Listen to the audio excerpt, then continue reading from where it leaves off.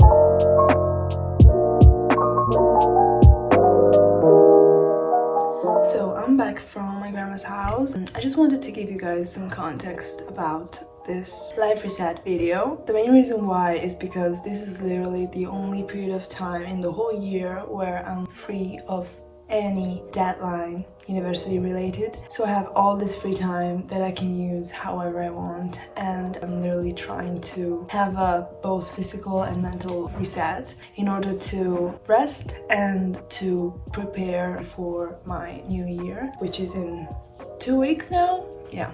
As you may have seen, I'm also studying in advance, and I just wanted to include that part in this video because I like to think of studying not as merely something that is about tasks and exams. I like to think of studying as a way to improve myself and something that I can just enjoy without having to stress about it. And on a less philosophical level, I've got all this free time and I could really use to spend a bit of it catching up with the work I have to do for the third year. So yeah.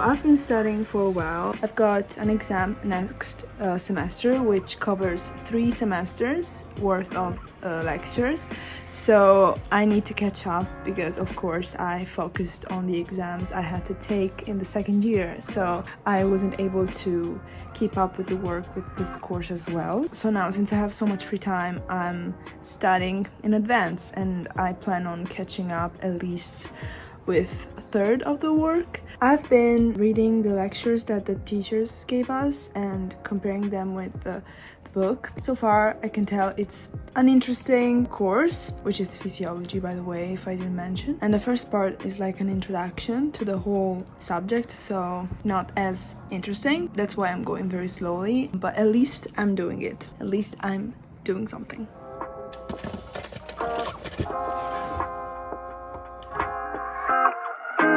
So